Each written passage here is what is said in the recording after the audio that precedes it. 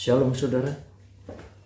Saudara-saudara, bencana bumi yang terjadi, baik yang sifatnya alam maupun non-alam, seperti penyakit sampar menular atau COVID-19, krisis moneter, kelaparan, pacaklik, peperangan, itu semua terkait dengan perilaku orang-orang yang hidup di bumi.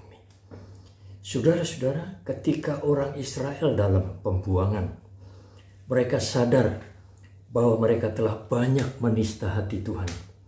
Kemudian di bawah pimpinan Imam Besar Yosua dan Gubernur Zerubabel, sebanyak 50.000 orang Israel, mereka diizinkan kembali pulang ke kampung halamannya di Yerusalem. Lalu mereka mulai membangun kembali bait Allah yang roboh, yang runtuh akibat ulah orang-orang Israel sendiri. Nah, saudara-saudaraku, setelah mereka sampai di Israel, sampai di Yerusalem, 2 tahun kemudian pondasi dan dasar-dasar bait suci mulai dibangun. Saudara, ketika orang-orang Samaria datang melihat, kemudian ia merintangi upaya pembangunan bait Allah, bait suci orang-orang Israel, sehingga upaya pembangunan bait Allah ini tersendat dan terhenti. Bahkan selama 16 tahun, saudara-saudaraku, bait Allah, rumah Allah terhenti di dalam pengerjaannya. Nah, saudara-saudaraku, disinilah sebenarnya tantangan bagi orang Israel. Di sini dibutuhkan upaya yang gigih dan kerja keras. Semestinya, ya, saudara-saudaraku, sebab apa? Di dalam rumah Tuhan, di dalam bait Allah, umat menyatakan baktinya kepada Tuhan. Di dalam rumah Tuhan, pesan-pesan firman Allah disampaikan. Di dalam rumah Tuhan, umat memuji dan mengucap syukur, sujud dan sembah kepada Tuhan. Di rumah Tuhan, misi pekerjaan Tuhan disampaikan. Bahkan di rumah Tuhan, maka misi pekerjaan Tuhan dilakukan. Saudara-saudara yang dikasihi Tuhan, selama kurun waktu 16 tahun, orang Israel hanya sibuk membangun rumah mereka sendiri. Sementara bait Allah tetap jadi reruntuhan. Kemudian apa gerangan yang terjadi? Saudara saya mau ajak saudara-saudara membaca kitab Hagai pasal 1. Firman Tuhan bunyinya demikian. Pada tahun yang kedua zaman Raja Darius, dalam bulan yang ke-6, pada hari pertama bulan itu, datanglah firman Tuhan dengan perantaran Nabi Hagai kepada Zerubabel bin Shealtiel, Bupati Yehuda, dan kepada Yosua bin Yozadak, Imam Besar. Bunyinya, beginilah firman Tuhan semesta alam. Bangsa ini berkata, sekarang belum tiba waktunya untuk membangun kembali rumah Tuhan. Maka datanglah firman Tuhan dengan perantaran Nabi Hagai. Bunyinya, maka apakah sudah tiba waktunya bagi kamu untuk mendiami rumah-rumahmu yang dipapani dengan baik, sedang rumah ini tetap menjadi reruntuhan? Oleh sebab itu beginilah firman Tuhan semesta alam. Perhatikanlah keadaanmu. Kamu menabur banyak tetapi membawa pulang hasil sedikit. Kamu makan tetapi tidak sampai kenyang. Kamu minum tetapi tidak sampai puas. Kamu berpakaian tetapi badanmu tidak sampai panas. Dan orang yang bekerja untuk upah, ia bekerja untuk upah yang ditaruh dalam pundi-pundi yang berlubang. Beginilah firman Tuhan semesta alam. Perhatikanlah keadaanmu. Jadi naiklah ke gunung, bawalah kayu dan bangunlah rumah itu. Maka aku akan berkenan kepadanya dan akan menyatakan kemuliaanku di situ. Firman Tuhan. Kamu mengharap banyak tetapi hasilnya sedikit. Dan ketika kamu membawanya ke rumah, aku menghembuskannya. Oleh karena apa? Demikianlah firman Tuhan semesta alam. Oleh karena rumahku yang tetap menjadi reruntuhan, sedang kamu masing-masing sibuk dengan urusan rumahnya sendiri. Itulah sebabnya langit menahan embunnya dan bumi menahan hasilnya. Dan aku memanggil kekeringan datang ke atas negeri, ke atas gunung-gunung, ke atas gandum, ke atas anggur, ke atas minyak, ke atas segala yang dihasilkan tanah, ke atas manusia dan hewan, dan ke atas segala hasil usaha. Saudara-saudaraku, kitab Hagai melukiskan bahwa orang Yahudi mengabaikan pembangunan bait suci. Mereka utamakan bangun rumah sendiri, sementara rumah Tuhan tetap jadi puing dan reruntuhan. 2 kali firman Tuhan bilang, perhatikanlah keadaanmu. Perhatikanlah keadaanmu. Di ayat 5 dan 7 yang kita baca tadi. Kamu menabur banyak, tetapi mendapat hasil sedikit. Mereka kehilangan berkat Tuhan. Karena mereka abaikan Tuhan. Mereka sibuk dengan urusannya sendiri. Mereka lebih utamakan kepentingan sendiri. Mereka tidak peduli dengan pekerjaan Tuhan.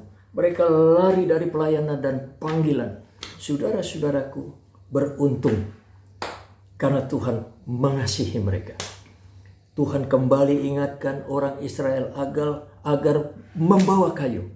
Bawalah kayu, di ayat 8 tadi katakan. Bawalah kayu, naiklah ke gunung. Bangunlah rumah Allah, maka aku akan berkenan kepadamu. Saya katakan saudara, ya, rumah Allah perlu. Bait Allah perlu. Gereja Tuhan itu perlu. Tempat persekutuan itu perlu.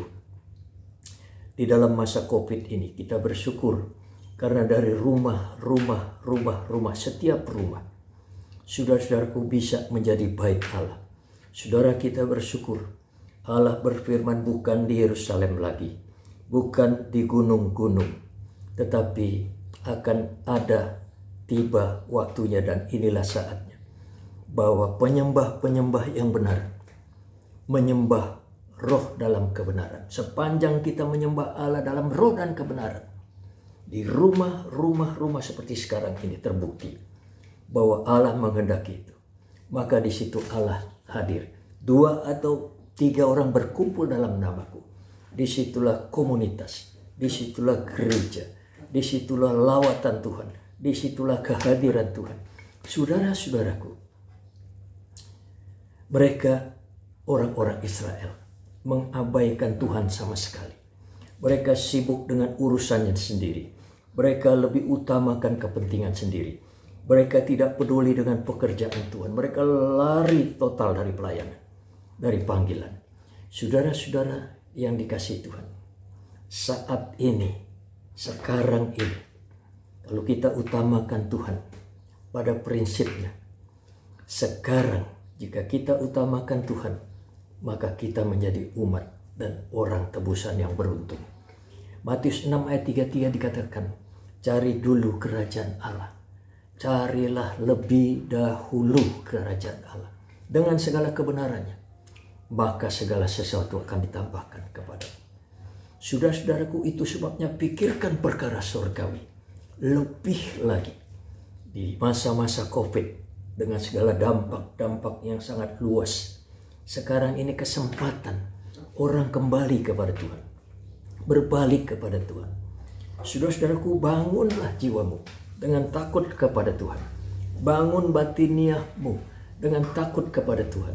Bangun bait Allah yang adalah tubuhmu, ya, menjadi manusia yang takut kepada Tuhan. Bangun manusia rohmu supaya takut kepada Tuhan. Bangun manusia kekalmu, ya, persiapkan untuk Tuhan. Bangun korelasimu dengan Tuhan. Nah, hari ini setelah kita mendengar firman Tuhan, saudara-saudaraku, putusan apa yang saudara ambil? Sebagai hamba Tuhan, saya mengajak kepada saudara, mari pikirkan perkara-perkara yang kekal itu, perkara-perkara yang sementara. Ya, memang kita masih membutuhkan waktu untuk itu, tetapi jangan kita bablas di situ. Pikirkan perkara-perkara yang kekal. Perbanyak lakukan persiapan-persiapan untuk masa kekekalan. Nah, itu sebabnya saudara-saudaraku, datang kepada Tuhan. Jangan lari dari panggilan, jangan lari dari pelayanan, jangan lari menjauhkan diri daripada Tuhan. Utamakan Tuhan, mendekatkan diri kepada Tuhan. Saya mau mengajak saudara berdoa. Hari ini mari kita berdoa. Bapa dalam Yesus, terima kasih buat firman-Mu yang kami dengar perihal umat Israel yang membelakangi Tuhan. Tuhan, Engkau tahu apa yang diperbuat umat. Engkau tahu hati kami. Engkau tahu apa yang kami kerjakan hari-hari. Itu sebabnya kami mau sadar sungguh-sungguh bahwa kami sedikit memberikan waktu kepada Tuhan. Sedikit kami ambil bagian sibuk dalam pekerjaan Tuhan. Hari ini kami sadar betul bahwa di dalam ketertinggalan kami ingin mengejar, kami ingin Tuhan itu sebabnya mampukan kami. Tuhan beri hikmat terangi hati kami, supaya kami mengerti maksud-Mu, mengenal jalan-Mu, dan kami beroleh hikmat. Diberi hati yang mengasihi Engkau, hati yang mengutamakan Tuhan, karena sadar bahwa segala sesuatu daripada Tuhan. Kemurahan Allah dari tingginya langit sampai ke dasar bumi, dari hulu ke hilir, sepanjang dan segala di dalam kehidupan kami. Itulah kemurahan Tuhan, lebih daripada hidup dengan segala persoalannya. Itu sebabnya Tuhan terangi terus hati kami, supaya kami sadar dan mengerti. Kami lakukan kehendak Allah, kami utamakan Tuhan kehendak-Mu. Urapi kami, mampukan kami. Ini permohonan kami, ucapan syukur kami, yang kami minta di dalam nama Tuhan Yesus Kristus. Haleluya, haleluya, haleluya. Amin. Saudara, Tuhan memberkatimu. Puji Tuhan. Haleluya.